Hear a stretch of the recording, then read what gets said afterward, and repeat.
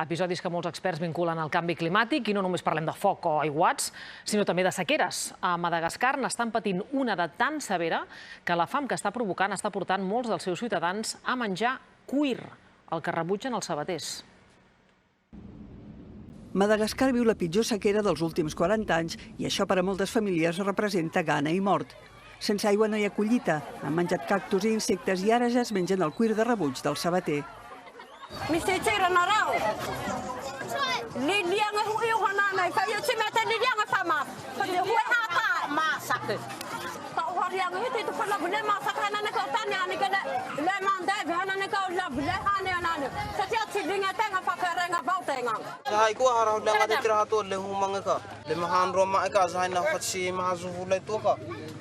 Als camps no hi creix res, ni tan sols pastura, i el bestiar també ha mort, tot i que la majoria ja s'havia venut per comprar menjar.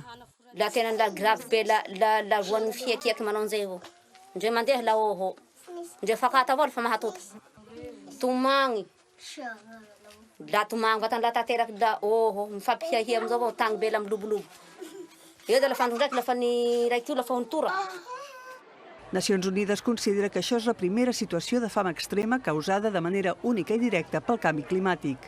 Aquí ja afecten més d'1 milió de persones.